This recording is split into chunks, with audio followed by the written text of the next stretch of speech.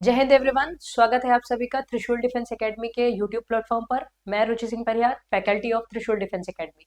तो स्टूडेंट्स, आज आपके लिए लेके आए हैं हम एक नई जानकारी, जिसमें आप देख पा रहे हैं इंडिया का जो न्यूक्लियर पॉलिसी था, न्यूक्लियर एनर्जी जनरेशन जो पॉलिसी था, उस पर एक हिस्टोरिक शिफ्ट आया है। अभी रिसेंटली पीएम मोदी ने इसके बारे में डिक्लेयर किया है। तो उसके बारे में हम जानते हुए चलेंगे, समझते हुए चलेंगे क्या पॉलिसी है और उसको चेंज करने के लिए, इसको बदलने के लिए इसमें क्या परिवर्तन लेके आए जाएंगे और भारत सरकार का लक्ष्य क्या है। इन सभी चीजों को समझते हुए चलेंगे। तो India historic shift in India nuclear policy. तो ये न्यूक्लियर पॉलिसी होती क्या है? देखिए, ये न्यूक्लियर पॉलिसी, इससे आप ये मत समझिएगा कि कोई बॉम्ब वॉम्ब बनाया जाएगा और पाकिस्तान पे गिराया जाएगा।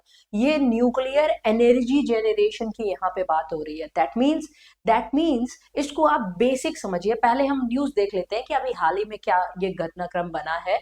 तो India is set to open its nuclear energy sector to private companies. जी हाँ, इंडिया में न्यूक्लियर एनर्जी केवल सरकारी सेक्टर के द्वारा ही क्या होती थी, जनरेट होती थी।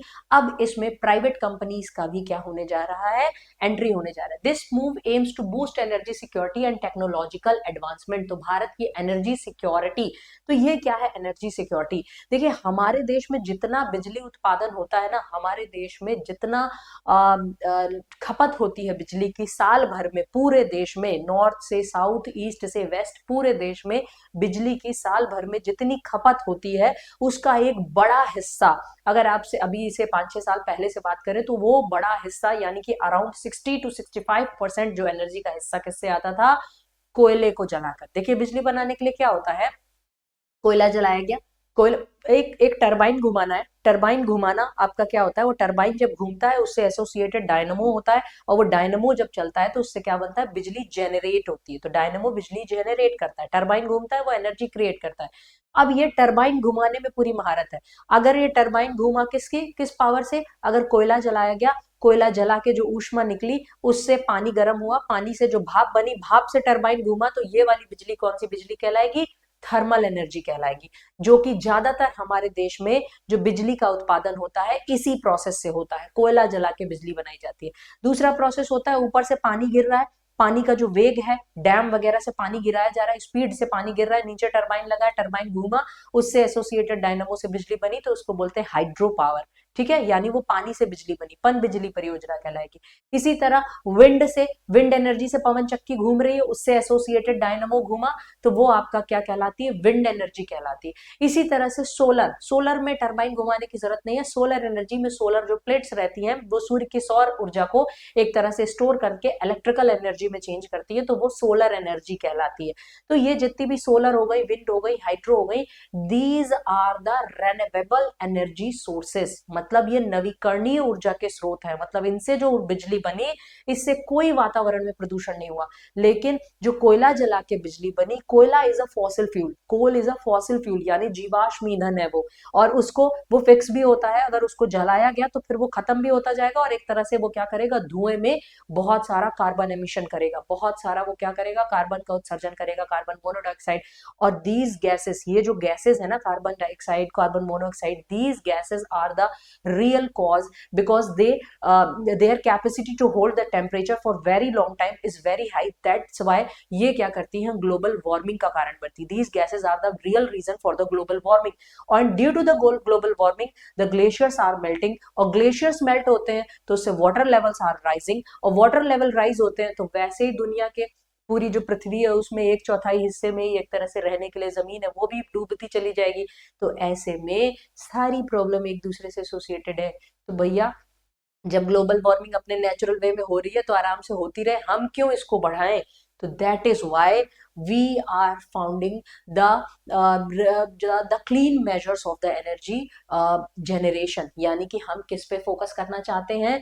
क्लीन मेजर्स, ऊर्जा उत्पादन के साफ सुथरे तरीकों पे जाना चाहते हैं। और उन साफ सुथरे तरीकों में नवीकरणीय ऊर्जा, सोलर एनर्जी पे तो बहुत ज्यादा फोकस होता ही है, साथ ही साथ न्यूक्लियर एनर्जी, जो कि अभी हमारे देश में केवल 2 से 2.5% ही बिजली जो उत्पादित होती है वो न्यूक्लियर एनर्जी से होती है। इसी को हमारे देश में, जो हमारे देश की सरकार है, उसका लक्ष्य है कि ये जो एनर्जी जो अभी केवल 2.5%, 3% ही, 2.5% ही एक तरह से क्या है, न्यूक्लियर एनर्जी से हमारे देश में बिजली उत्पादित हो रही है, वो और आगे बढ़े और 100 गीगावाट तक का लक्ष्य रखा गया। भाई 100 गीगावाट बहुत ज्यादा होता है, अभी के हिसाब से अगर देखा जाए तो पूरे देश में 3-4 गीगावाट ही होगा न्यूक्लियर से, ये भी मैंने ज्यादा बोल दिया, आगे हमने डेटा लगाया हुआ है। तो 100 गीगावाट का लक्ष्य रखा है कि इतना हम क्या करेंगे, न्यूक्लियर एनर्जी से बनाएंगे। ये कोई बड़ी बात नहीं है। आप यूरोपियन देशों को देखो, जो जैसे फ्रांस है, फ्रांस वगैरह ये जो देश है, अपनी ऊर्जा उत्पादन का 60 से 70% ऊर्जा उत्पादित जो इलेक्ट्रिसिटी बनाते हैं वो न्यूक्लियर पावर से बनाते हैं। लेकिन न्यूक्लियर पावर में समस्या क्या है भाई, अगर अगर आपके पास एक्सपर्टीज है तो आप बनाओ न्यूक्लियर जनरेशन, आप करो न्यूक्लियर एनर्जी जनरेशन। लेकिन अगर आपके पास एक्सपर्टीज नहीं है तो न्यूक्लियर जो डिजास्टर होता है वो उससे भी आप फिर दुनिया को नहीं बचा सकते। जैसे एक न्यूक्लियर डिजास्टर अभी तक की तारीख में जो सबसे भयंकर हुआ है वो चेर्नोबिल का हुआ है, जो कि 1986 में हुआ था। कहाँ हुआ था, यूएसएसआर, तब के यूएसएसआर में हुआ था, ठीक है, और वो भी यूएसएसआर के टूटने का एक कारण बना था। तो इसी जानकारी को हम जानते हुए चलते हैं कि the government plans to increase nuclear power capacity significantly by 247, यानी 2047, यानी 2047, जब हमारे आजादी के 100 वर्ष पूरे हो रहे होंगे। अभी वैसे भी आजादी का अमृत काल चल रहा है, 75 से 100 वर्ष तक की यात्रा। तो इसमें हमें क्या है कि 2047 तक हमें ये लक्ष्य पूरा करना है। A new bill will be introduced to facilitate this measure, और इसके लिए सरकार एक नया विधेयक लेके आएगी, एक नया कानून लेके आएगी सरकार, जो नेक्स्ट बजट होगा, और उसमें this reform follow the successful opening of the space sector to private players. और इस तरह से ये कुछ सेक्टर हमारे देश के थे जो बड़े क्रुशियल होते थे, जहां पे केवल और केवल सरकारी सेक्टर ही एक तरह से क्या कर सकता है, उसको सारी चीजों को एक तरह से क्या कर सकता है, वहां पे पावर जनरेशन हो या फिर न्यूक्लियर सेक्टर हो गया, हमारे यहाँ का स्पेस सेक्टर हो गया, इसमें सरकारी सेक्टर का सबसे ज्यादा क्या था, योगदान था। अब उसमें प्राइवेट एंट्री भी हो रही है। तो एक तरह स्पेस सेक्टर में तो वैसे भी प्राइवेट एंट्री हो गई, स्काई रूट स्पेस, जो अग्नि कॉस्मोस है, अग्निकुल कॉस्मोस, ये सब प्राइवेट कंपनीज है जो स्पेस सेक्टर में आ रही है। उसी तरह से अब न्यूक्लियर के सेक्टर में भी क्या किया गया है, प्राइवेट जो कंपनीज हैं उनको एंट्री दी जा रही है।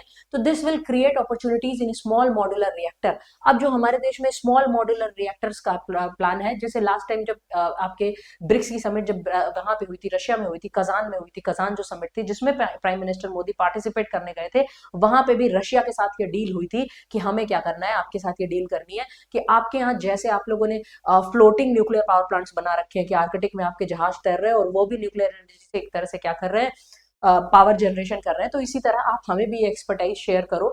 तो इसमें देखा जाएगा कि this reform will give new strength to our energy security, because जैसे जैसे समय आगे बढ़ेगा हमारे देश में ऊर्जा की खपत बढ़ती चली जाएगी, और अगर उस ऊर्जा की खपत को हम कोयला जला के करेंगे तो भाई हमारा देश प्रदूषण के मामले में बहुत आगे होगा। वैसे ही हमारी राजधानी, जैसे ही सर्दियां आती हैं हवा का बहना कम हो जाता है, हवा ठंडी होती है तो नीचे जमने लगती है, तो उसमें पोल्यूशन की समस्या बहुत ज्यादा बढ़ जाती है। तो ऐसे में the government has set an ambitious goal of scaling India's nuclear power capacity to 100 gigawatt by 2047। तो गवर्नमेंट का जो आंकड़ा है, जो टारगेट है, वो 100 गीगावाट का है 2047 तक का। A massive leap from the current 8.8 gigawatt, PTI reported. ये मैसिव लीप होगी जो कि करंट 8.8 गीगावाट से ये ज्यादा है, ठीक है। जो प्रेस ट्रस्ट ऑफ इंडिया है ना, पीटीआई, वो आपका है। ये फिर हो गया। फिर as part of this push the government has listed the atomic energy bill 2025। तो गवर्नमेंट ने लिखना शुरू कर दिया है, लिस्टिंग शुरू कर दी है एटॉमिक एनर्जी बिल 2025 की, for introduction in the upcoming winter session of parliament. तो अपकमिंग जो विंटर सेशन होगा ना, जो शीतकालीन सत्र जो पार्लियामेंट का संसद का होगा, उसमें ये 1 दिसंबर को क्या किया जाएगा, पेश किया जाएगा। The bill aims to open the nuclear power sector to private players in a major shift from the existing framework. और ये जो बिल होगा, ये न्यूक्लियर पावर सेक्टर में प्राइवेट प्लेयर्स की एंट्री का एक बहुत बड़ा क्या होने वाला है, ये बिल होने वाला है।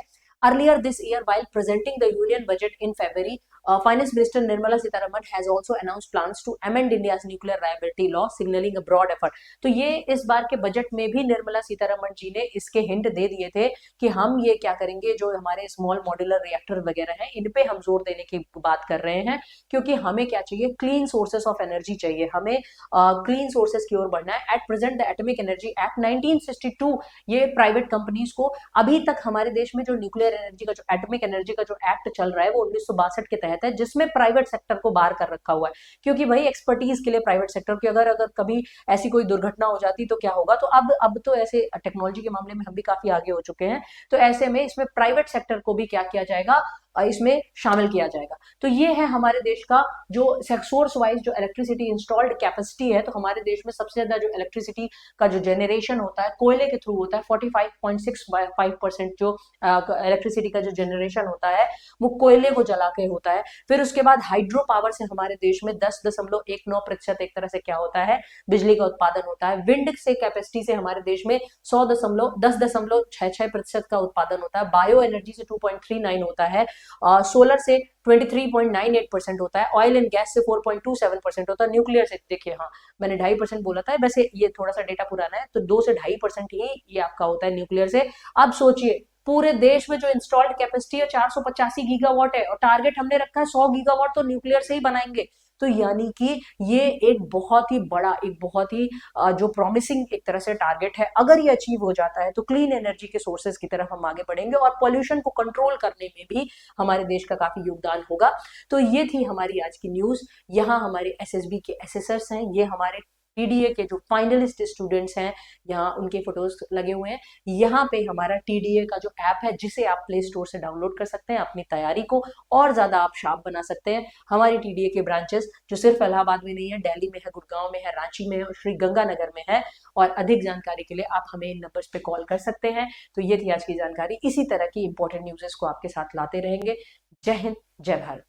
आपने क्लास 10th के बोर्ड एग्जामिनेशंस दे दिए हैं और आप सेना में अफसर बनना चाहते हैं तो क्लास 11 से ही जुड़े त्रिशूल डिफेंस एकेडमी के एनडीए फाउंडेशन बैच से, जहां आपको यूपीएससी क्वालिफाइड एजुकेटर्स मिलेंगे, एक्स आर्मी वेटरन्स मिलेंगे जो आपका सपना नेशनल डिफेंस एकेडमी का पूरा करेंगे। आज ही संपर्क करें।